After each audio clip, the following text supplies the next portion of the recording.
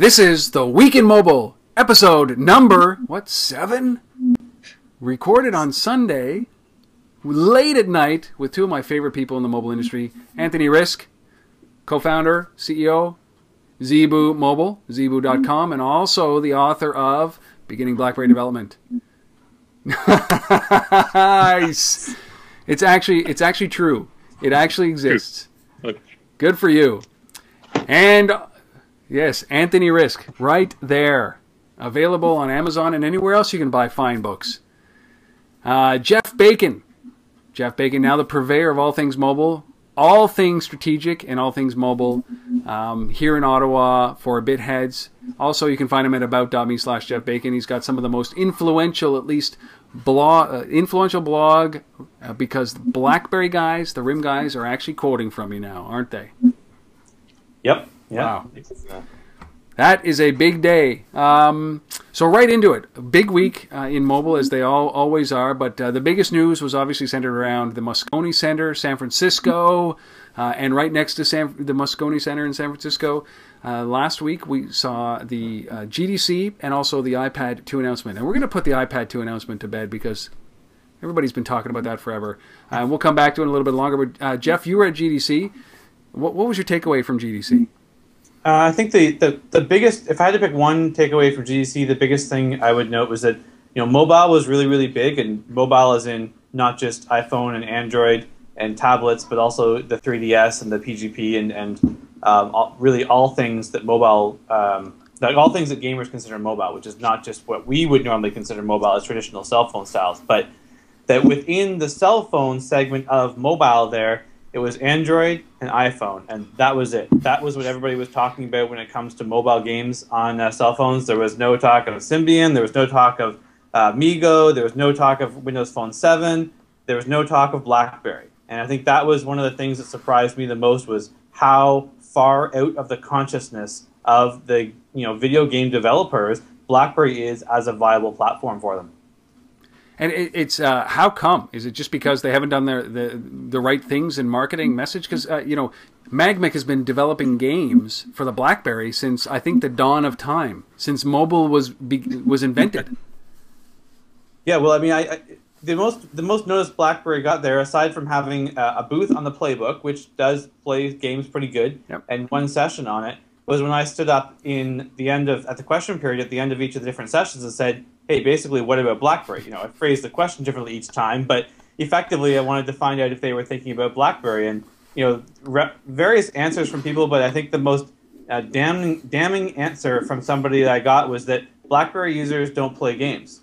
I was like, really? Because I've kind of sold literally millions of games to BlackBerry users over the last 8 years. Yep. So I think that's the biggest thing for RIM is that the perception out there is that, especially among the game developers, is that BlackBerry is more of an enterprise tool, and BlackBerry users can't or don't play games, that they have no interest in that.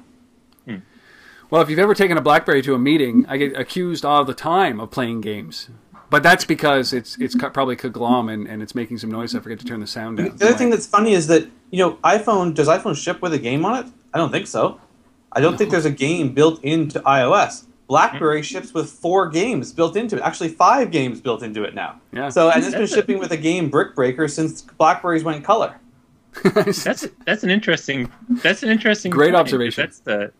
Because I remember we were talking about this a little bit before, and I was saying, so what if BlackBerry is not at GDC? That's like saying, why isn't like IBM at GDC or something like that? Yeah. But Jeff had a good point about games being a good measure of developer mindshare. Well, right? How true is that? But yeah, Apple now does have a game center, right? So they put a lot of money into developing the infrastructure to be able to share socially your gaming legacy, so to speak. Yeah, but you kind of expect, like, the perception is you kind of expect that more for iPhone. iPhone is more of a sort of an all around device, but you think of RIM and the whole BlackBerry solution as more of an enterprise software thing, right? Along the lines more of something like IBM or CGI or somebody EMC would deliver. More so than like Nintendo, Sony, Xbox. And that's the marketing that RIM has done, right? The marketing that RIM has done over the last 18 months or so, basically since the Storm launched, has been love what you do. And they've got, I don't know, 20 different ads about love what you do that you can see a loop of them on an old BlackBerry Cool, or an old, BlackBerry Cool article had a huge loop of all the different segments for love what you do. And there was email and text messaging and calendaring and this and that. And I don't think there was a single game out of those 20 things of love what you do with your BlackBerry. So when you read those or when you watch those, the message you get is, yeah, love what you do, but here are the things to do. And none of that was, high entertainment value in terms of a focus on their message.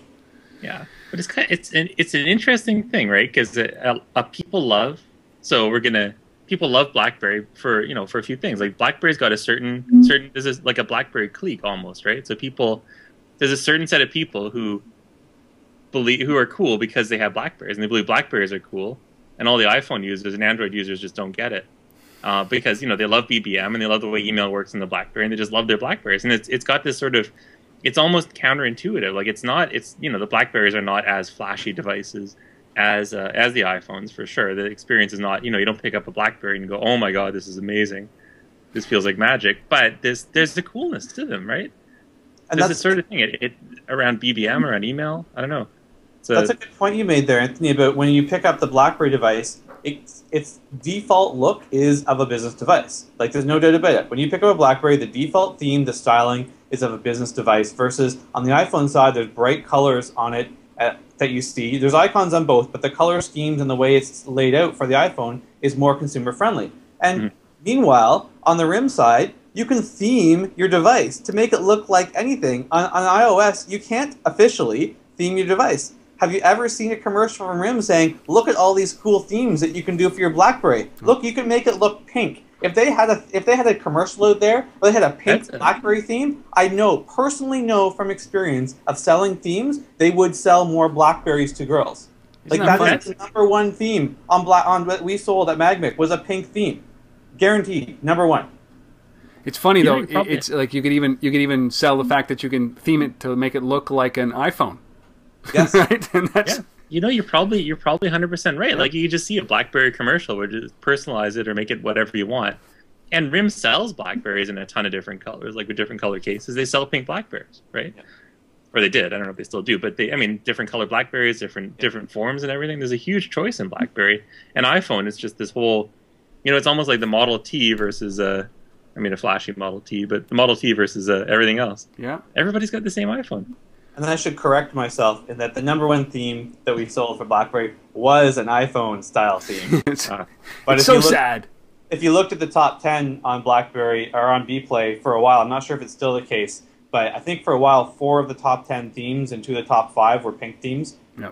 2 of them were like a pink glitter and a pink something or other, and one was a Tinkerbell theme that was pink. So yeah, that's because I bought that for.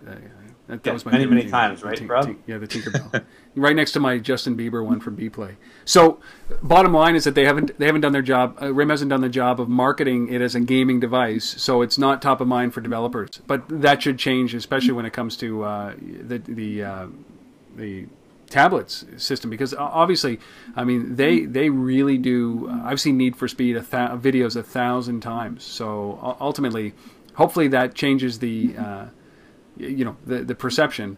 But again, the playbook was supposed to be this enterprise-friendly, the platform or the tablet for enterprise, and it's called the playbook, and they're pushing Need for Speed. Right, so a little confused in what their messaging is. But some big news that came out of this week is this rumor that we saw on on the Boy Genius report, talking about BBM, the sole reason for people who love their BlackBerries. They can't give up the BBM to actually go out cross-platform between iOS and Android devices. Is this something that you think is real or good or bad? What do you think?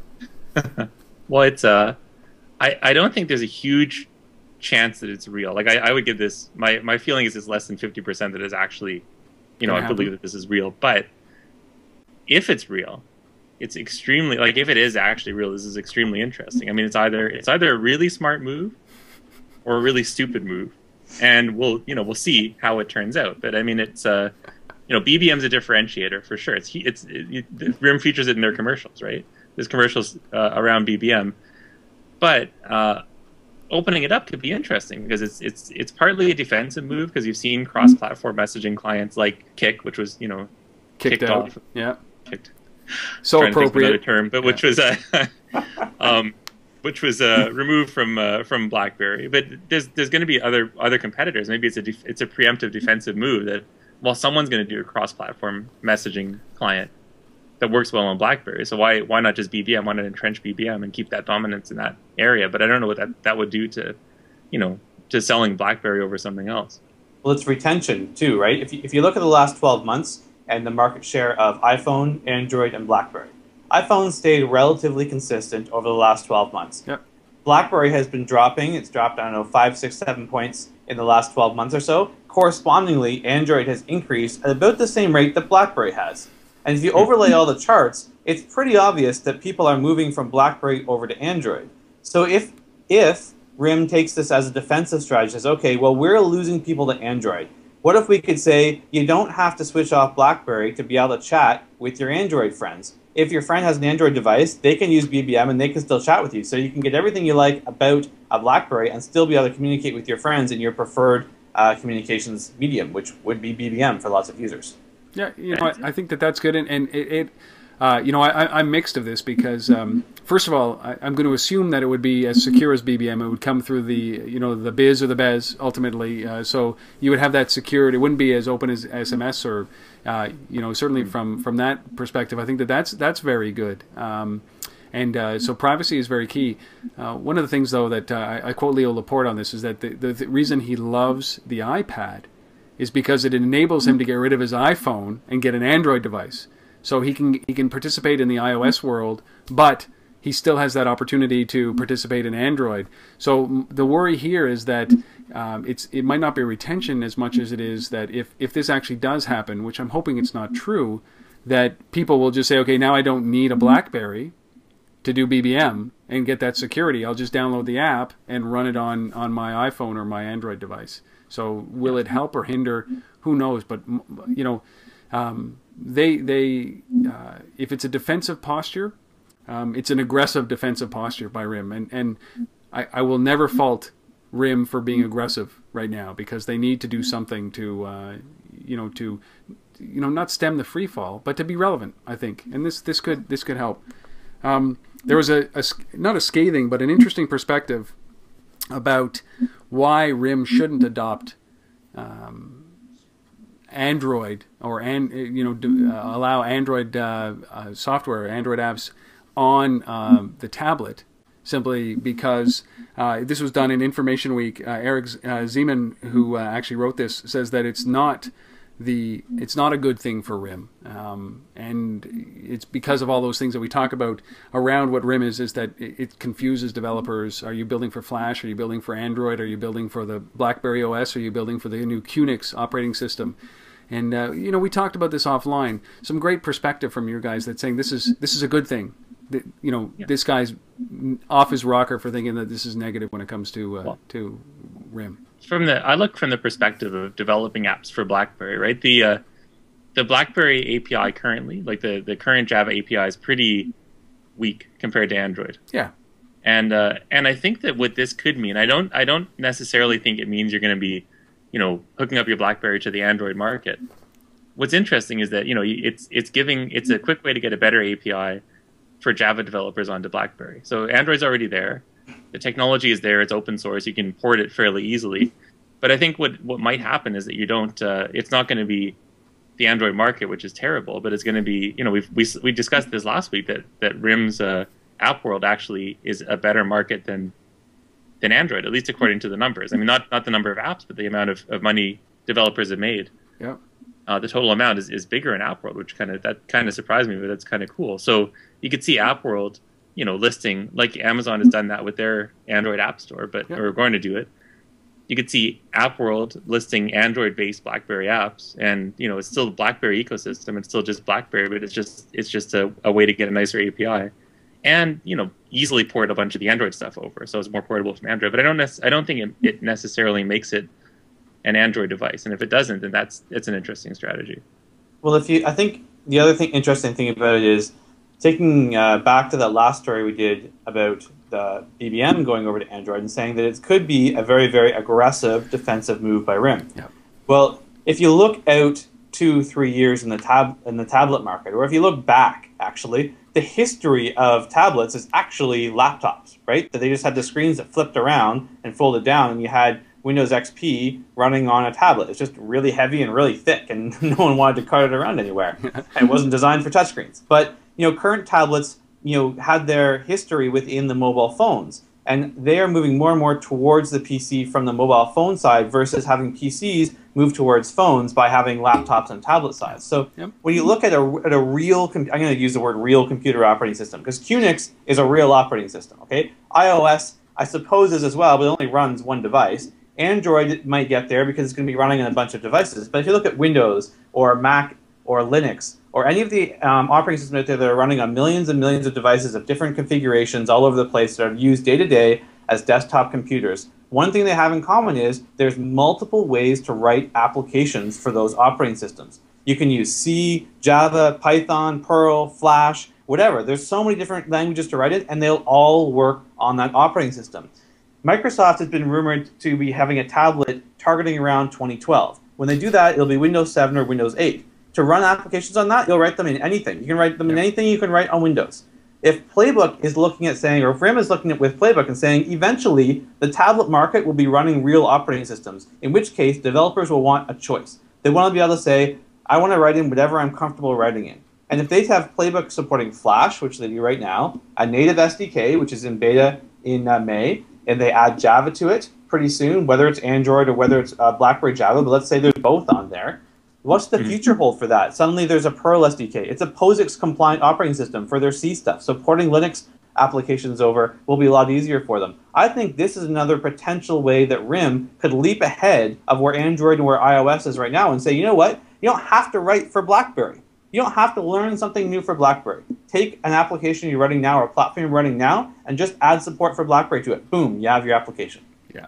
I think, and the more you talk about this, Jeff, the more, there's a lot of rumors that are floating around that RIM is going to move not only into the tablet space like they are with the Playbook, but into desktop space or laptops or full-blown machines to diversify a little bit from the reliance on the mobile devices and the tablets. And I think that you just hit it right on the head. As Google rolls out their Chromium OS on laptops or netbooks ultimately, you can see that RIM literally with the QNX OS and a bustling, diverse, active, immense developer pool should be able to then complement what they're doing in the mobile space with some kind of netbook or some kind of hardware, any kind of hardware device, whatever it looks like going forward, right? Yeah.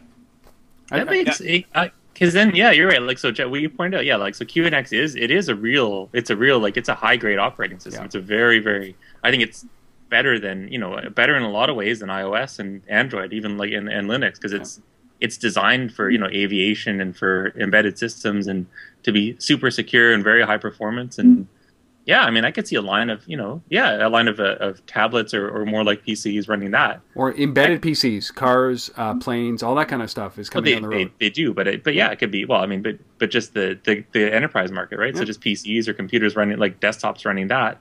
Yeah, that could be really really attractive to a lot of organizations. Now let me on this note. Let me just ask you a question about this. Is that part of the way that it might be a small percentage of revenue, but it will increase. Is the way that Apple is using. We talk about this. Their ecosystem, right? Is that they're making a lot of money right now on apps. It's small in comparison to their actual revenue, but now they're moving into subscriptions and they're doing all those things, and they're tying the App Store in with the Mac OS as well. Will RIM lose out on that kind of revenue if they're so open to everything? And it doesn't matter what you write in. They're not building an ecosystem so that they can actually generate revenue from that. Does that ring true, or am I off on that? Well, if you don't sell enough devices to have developer interest, then you're not going to have an ecosystem that's worth anything to start with. So that comes first, right? Yeah. So yes, in theory, but every time when RIM has this platform in place and RIM's got their developer, their app world, and their integrated billing and everything through there, all they have to do is write APIs in different languages, which is relatively trivial to do, to access those functionalities so that when you adapt your application for Playbook in whatever minor way you'll have to do it, you then have the option to improve monetization by leveraging RIM's ecosystem. But you don't have to. Like, you're not forced to use RIM's ecosystem, but if they give you a better option that you can make more money on, that's where they'll win. Yeah, totally with Jeff. You get the foundation right first, and then you work on building up.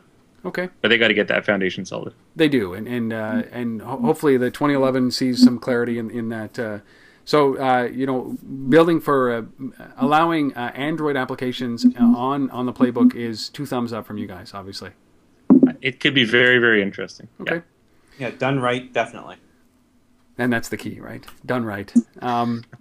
Now, flip over from the Moscone Center and GDC into the iPad 2. We've got to talk about the iPad 2 launch. And I don't want to linger on this because everybody's beaten this to death. And what they announced was a sleek-looking device that is iteration 2 when a lot of companies haven't even gotten out with their iteration 1. I think it brings it on par with the specs that are coming out now in the Android marketplace, or in Android as well as the playbook. Maybe not OS-wise in power, but was there anything significant that you saw that you liked about what's going on with the iPad 2, or was it just a ho hum?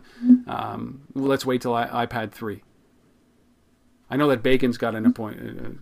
Jeff, I know. I kind of found it a fairly trivial upgrade to the iPad platform, which was fine. They brought their iPad platform up to being competitive with the rest of the tablets that are coming out over the next 6 months. Yep. If there were people that had ideas about things to do on the iPad that they just couldn't do because there wasn't enough power or memory for it, then we may see some more innovative applications come out that leverage the iPad. But otherwise, I don't think it opens up this huge new, like, boom, wow, huge segment thing. I think it's just like an incremental update that'll keep the gravy train rolling for Apple for now, but it doesn't do anything to dissuade someone who had negative feelings about the iPad or was trying to decide, should I buy an iPad or should I wait to something else? I don't think this says, okay, I need to go buy this iPad, I shouldn't wait for anything else. So was there anything that struck, aside from the processing power of this thing? Because now, ultimately, those people that said that you couldn't use this as a creation tool, they showed off some pretty powerful tools around GarageBand and around editing video and audio and creating audio and video, especially with the dual cameras. So now it becomes almost you have to relearn interface, obviously. Hands are a little bit different than a mouse and a keyboard. But ultimately, they're getting into the creation of things on the iPad. So that's enabled, obviously, by the processing power of this thing. Was there anything else that struck you, Jeff, that you would say, this is that I liked? No. Silence. Okay. What about you, Anthony? I need an answer. Power and graphics. Yeah, you need a. So for me, the interesting, like the potentially big game changer is the smart cover, right? The little cover that goes and the metallic smart cover. Wait. Didn't RIM have that way back on their black and white ones? A little magnet in the case that turned it off. Oh my god.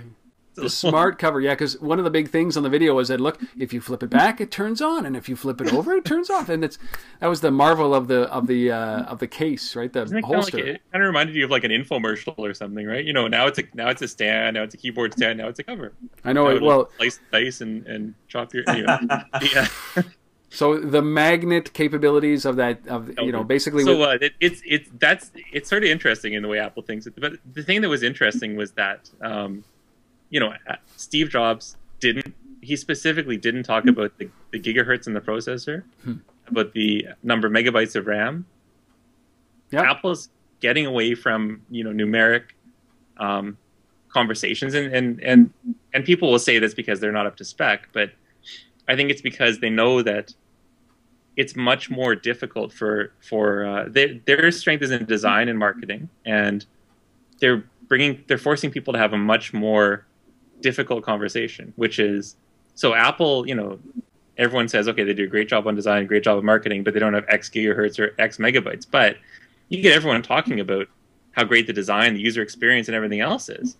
And it suddenly becomes a lot harder to counter that, right? It's not a matter of putting out a tablet with a slightly better processor, a bit more RAM. It's suddenly a matter of, these guys are just, they've got a fantastic user interface, and how does a company who's used to talking in terms of power and space start talking about something marketing speak? Yeah, marketing speak. Yeah. How do you go from techie speak to marketing speak? That's what Apple is doing, and could be great for the industry. It forces everyone else to start speaking, to users instead of to tech geeks. But that's interesting. And the marketing. They always have the marketing buzzwords like the post PC thing, and and they talked about and they bragged about. Steve Jobs said, "Yeah, we said it was going to be magical. It was magical because of this case." Yeah, but that's a good and interesting point, Anthony, about going away from hardware specs, because that's actually going back to the past. Because 5 years ago, you could never find out how much CPU processing power was on a phone. Like that was never part of the specifications. Like the first BlackBerry that they actually revealed the processing power on was, I don't know, like it was after the Curves, I think, before they even quoted what their processor was in it, and they only did that to try and add like an extra oh, look, we're better than you. We'll give you our processing power, and you'll see it's high. So before that, you never found that stuff out. And I think that was an interesting thing about phones before, say, 3 years ago, and that Apple's trying to get back to. Yeah, but I think it's also going. It's also so the iPad also, like you're saying, it's moving towards PC. So it's also, I think the iPad is Apple reinventing the PC market. I think it's not a mobile device. I think it's more like it's replacing the PC. And PCs, they've always talked about megahertz and gigahertz and megabytes and gigabytes of RAM. And if Apple pushes to a place where you're not talking about that, I mean, sure, they're going to throw out something. Okay, we've got the dual core and everything that everyone else is talking about, so don't worry about it. We got it under the hood. But what you really want is Apple, right? You really want, it's the experience. We're not selling you a piece of shit. It's good. Yeah. But don't worry about it. That's taken care of, and now you worry about the stuff that we're good at. Don't worry, because you turn it on and it works. Yeah, that's it. It's got your, it's like selling a car. It's got your V6 and your 70 whatever liter engine. But that's more, what most people need to worry about. But that's such an interesting observation, because if they're successful in doing that, like 3 years ago, I didn't care about what processor was in my phone, because most people around the world 3 years ago had a feature phone and it didn't matter to them. And I think that what happened is that I don't know if it matters to them today. Maybe it does to a core technical group. Who are building software. I mean, the pains, Jeff and Anthony, about building for underpowered devices now. It's terrible. Developers care a lot about the power of stuff. Yeah. And ultimately, that's who they were selling it to at the beginning. But you're right. You understand as a developer what are the requirements. But as a consumer, I don't care. And all I want is to make sure that the phone works. And if you show me that, look, I can edit music or video on the fly as I'm recording it or doing whatever, then it's an experience cell as opposed to a processor and power cell. So that's a great observation. I mean, it's good marketing versus. I mean, Google's not good at marketing. They never have been. And RIM tried very hard to do what Apple did 3 years ago, but they did it 3 years too late. And so hopefully, whatever they do I think going forward. RIM is great at marketing, or they were great at marketing and sales. They just had to figure out how to get good at it again, and the world just changed under them. Yeah, but they were great at marketing and sales to enterprise. They're fantastic at that. Yep. Like perfect. It's just the marketing to consumers that they're not that good. That's it. So I'll tell you what the thing that for me that really solidified the iPad 2 was a $39 HDMI out adapter that goes under the bottom. Little dongle that actually allows me to display the iPad onto monitors and projectors with ease of use. I love using my iPad for presentations because I can use it as the old acetate, right? The old overhead projectors where you can write on it and you can you can build a story. So I've spent countless numbers of thousands of dollars on dongles and software and hardware so that I can get back to recreate that overhead projector where I can actually use a stylus to draw on a whiteboard. But that to me was, I just think that this is something that comes out when it's a 1080p resolution over that thing on a big screen. It really facilitates this in the boardroom and in the classroom, I think. So I'm pretty excited about that. It's funny though, but it's not enough yet to make me upgrade to the iPad 2. No. Oh yeah, I won't be. I don't think I'll be upgrading to the 2 from the 1. I say that now, but I won't be. Yeah. The other, I say that now, but talk to me when it actually is available. I'll be in line. Next time I meet you for breakfast, it's going to be, look what I got. Hey, we'll meet in line at an Apple store, right? I thought you. And if I see Jeff Bacon there, you can be sure I'm taking pictures. You won't see me there. Well, if you do, it's because somebody suckered me into buying one for them. That's right. Well, the other thing about this announcement that happened, that the iPad 2 is, and I don't know if there's an answer to this or not, is that the announcement March 2nd, availability March 11th. And then general availability around the world for the major countries like Canada, UK, outside of the US, March 25th. Like, so, you know, a 9-day lag for the US, and then a 23-day lag for the rest of the world. Not a 9-month lag between announcement and potential release. They know what they're doing when it comes to this, especially because it's second gen, right? Yeah, they could have started this in January for all we know, and they still would have had it ready for now because it was just a case redesign and a couple new processors. Yeah. It's 1/3 thinner, man. 1/3 thinner. A case redesign. Yeah, I know. I know. Magnetic front. They put a magnet. Oh, right. Sorry. Stop. December. They had to figure out the magnets. It's probably glued on somewhere. Stop. But it's, you know, yeah, because Apple, they know, I mean, the timing, they always do this, right? So the only time they announce a product way ahead of time is when they've got no competition. Yeah. iPad 1, everyone else is a year and a half behind them. Yeah. So they can announce 3 months ahead of time. That's fine. iPhone, everyone is like 2 years behind them, so they can announce a few months ahead of time. But now, everyone's caught up. 11 days.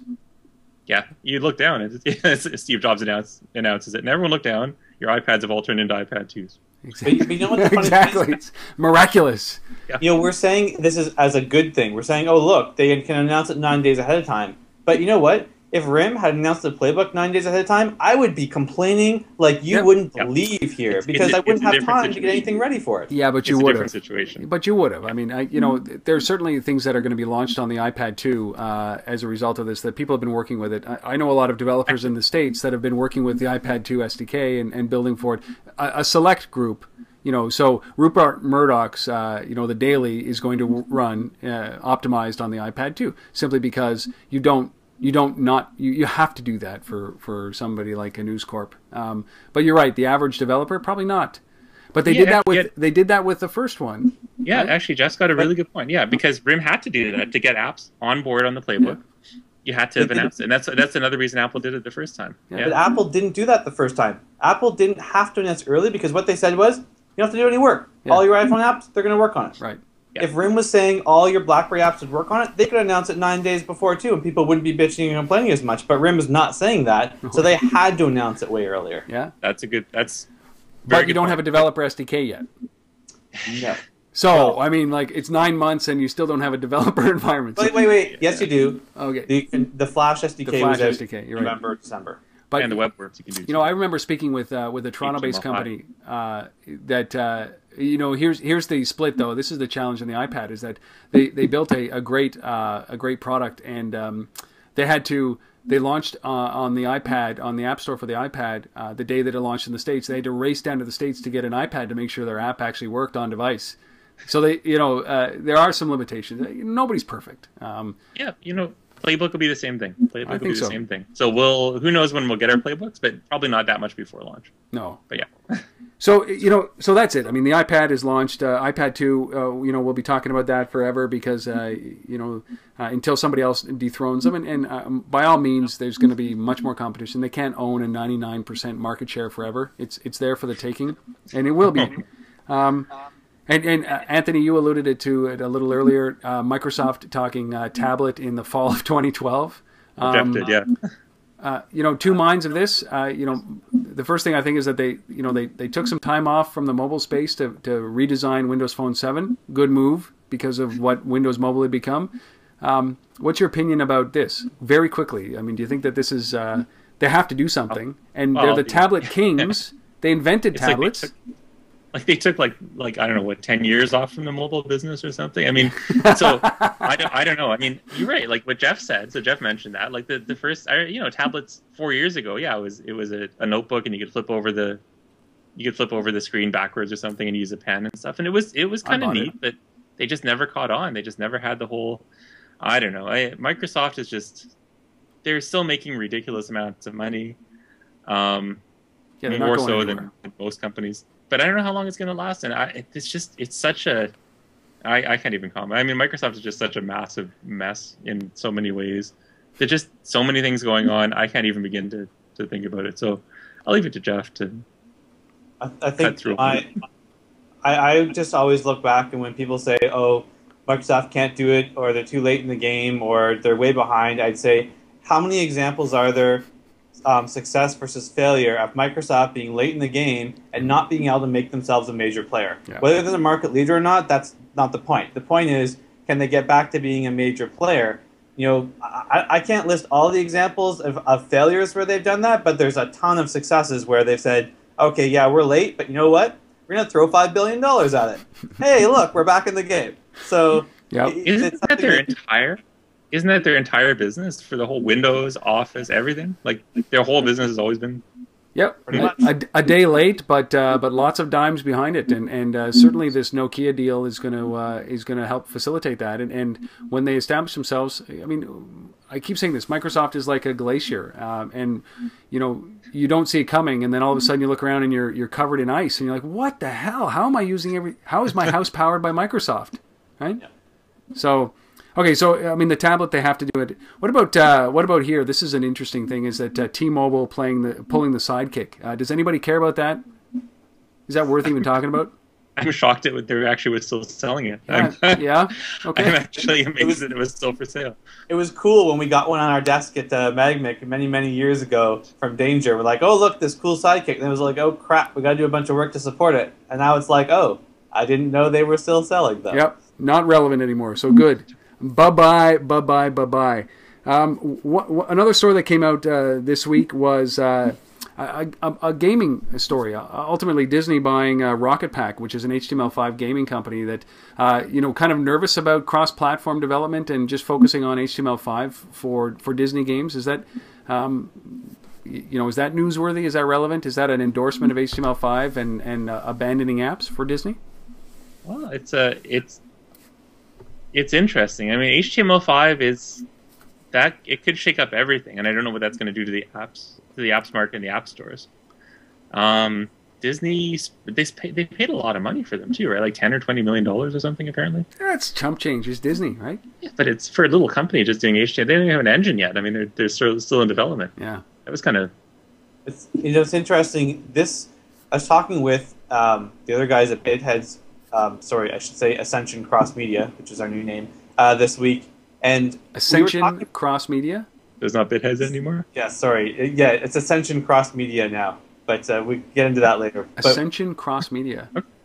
Yeah, ask me about it later. Okay. Anyways, so we were talking about this week because over the last few weeks that I've been, working with them, just talking different projects that are going on and talking with some of the customers, we've all noticed suddenly in the last month, HTML5 is coming up from everybody. Everybody's asking the questions. What about HTML5? Should we do this in HTML5? What's this HTML5 thing? Some people just don't know any better, and they're just saying it because they've heard of it. And at GDC, it was pretty big, too. There was a lot of sessions talking about HTML5.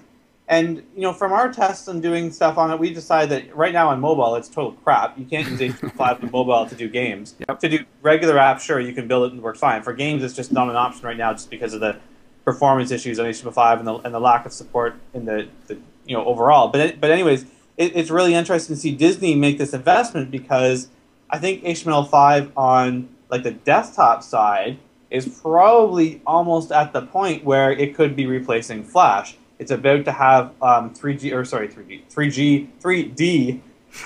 support through WebGL on it, so you can hook into some native graphics rendering and get pretty much native performance using HTML5 on it.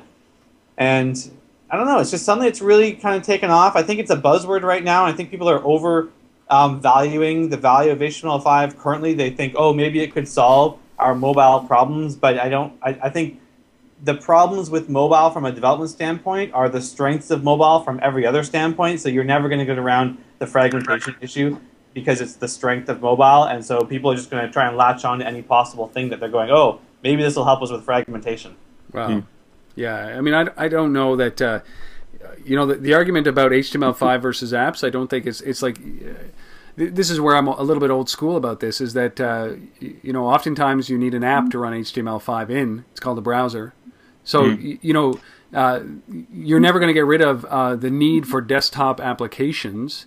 You might modify the way that they function, but you still need an encasement ultimately. And there's going to be some instances where you need an app, and there's some instances where you don't need an app. And HTML5 is a good complement to mobile applications, and there's a place and a time for it. And so is Disney just betting the farm on this, or is this small investment, $10 or $20 million, into this company just a hedge and make sure that what we've got is HTML5 and app support? Ultimately, is what's going to happen. Yeah, you know what? Now that I'm actually looking at it, yeah. I think it's not necessarily a mobile thing at all. I think Jeff's probably right. It's more a browser, desktop. Well, but ultimately, the reason they buy it is that browser, desktop, porting it, availability in mobile and HTML5, right? At some point, maybe, but they could just be thinking. I mean, God, look at the most successful non-traditional gaming company is a Facebook games company, right? It's not a mobile gaming company. So Disney's probably thinking much more there than mobile. Than on the mobile side. So drop that. One of the other stories that came out this week is obviously the January numbers that came out. And we can beat this to death, but it's obviously that Android was the number 1 operating system that was deployed in January, and that shouldn't be that shouldn't be a surprise to anybody. And Apple and RIM tied for second with 27%. But one of the great things that happened out of this was obviously that it's so split in the Android market. It's so scattered between HTC and Motorola and Samsung and other. So ultimately, it's Apple and RIM who own that. Who own the single largest market share of devices that are going out under their own brand. Right. So HTC is 12%, but RIM and Apple are at 27%.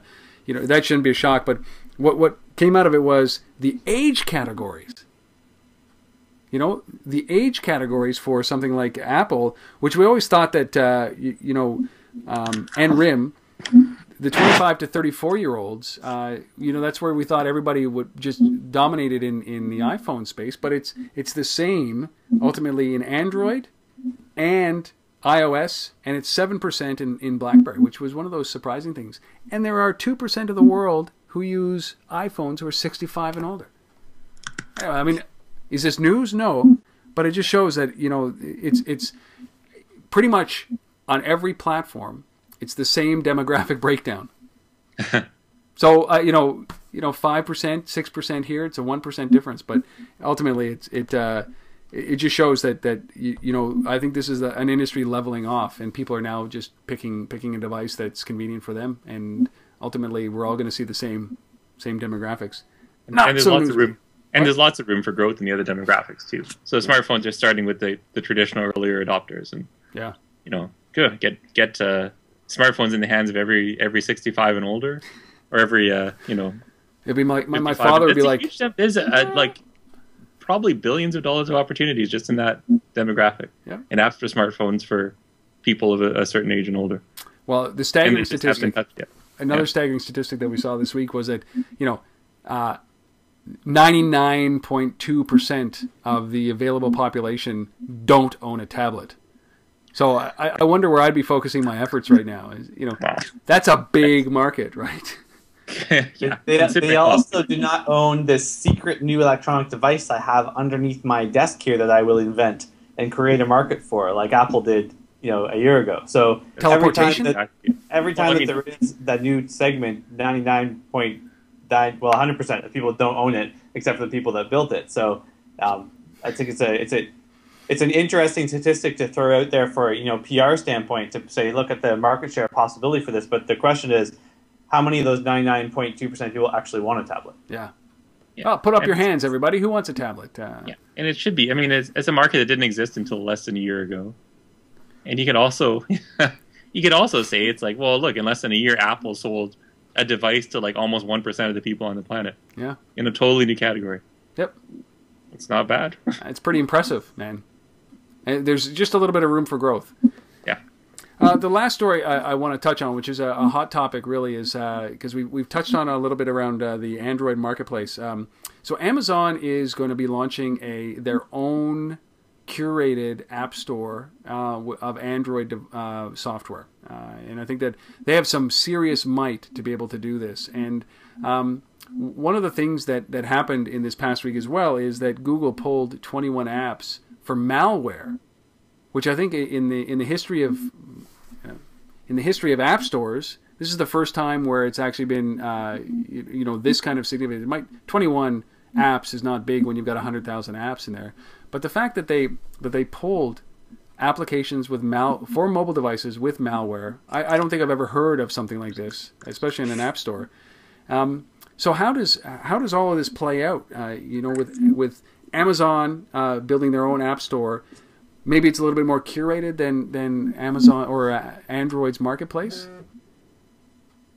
Well, there's sort of a continuum of. So the great thing from a developer point of view about the Android market is that it's really, really easy to submit and update apps, right? So there's nothing. Yes. So it's cheap. It's $25 or something for a developer account, and it's instantaneous. So you submit an app and it's up. Right. But there's the obvious drawback, which we're seeing. And Apple is a little bit, a little bit stricter, and this is, they take a week to approve an app. Yep. But the thing is that, funny thing is that RIM is actually, if anyone from RIM is watching this, App World is the worst by far for submitting apps. You've got to fill out like 18 pages of legal documents or something to submit a new app, and it takes weeks to approve. But there's reasons for it, right? So it's frustrating from the point of view of a developer. But then you get something like this, coming up from Google. There's no approval process. It was bound to happen at some point. I'm surprised it's taken till this long, and there's probably a lot of other apps out there that are doing bad things that they just haven't been discovered yet. So is this? I could easily put up an app on Android like tomorrow that did anything I wanted. Anything within the bounds of the SDK. Yeah. That ate up all your bandwidth, that chewed up your processing power, that killed your battery as long as you were running it, and there's no process to stop that. And so it's a tricky. I don't know what the answer is. there's got to be some kind of balance, but. Maybe there's a review system. Maybe there's some apps that are reviewed and vetted. These are like approved apps, but then you might as well just only have those apps up. But it shocked me that it took this long for something like that to happen. Yeah, but Android has the benefit and the detriment, like BlackBerry does, of not requiring one storefront for all of the access to your content, your software, your music, whatever. So, BlackBerry's had multiple stores for a long time. We at Magmix started up the first entertainment-only store in 2006 for it. When the Pro launched, Fandango, Handmark, MobaHand, the list goes on of stores on BlackBerry in which you can go and buy content on, and RIM fully supports them. Everybody that runs those stores have been charter members of BlackBerry's Alliance developer groups for as long as it's been there, and RIM intentionally didn't say that you have to go through AppWorld in order to continue to support their partners that were distributing applications across, including carriers who have their own stores for BlackBerry. So, Android being open is going to engender the same level of differentiation between storefronts, which everybody who runs a store sees value in running that store more than having just all their stuff go through AppWorld. Amazon's going, look how many customers we sell BlackBerries to. What if we said come to our store instead of RIM store, and we took 30%? Yep. So, but it's you get that scattered approach, right? At least with like the iOS so App Store, there's one spot to get all those applications. Findability is very difficult. Obviously, when you've got ultimately they're going to have 1 million apps in there at some point, and it's going to be difficult to find what you're looking for. But you're going to have different stores like the Android marketplace and Bplay, for example, and the Amazon marketplace, whatever they call it, having different requirements. Different submission requirements, and ultimately you can get rejected from one and be in the other.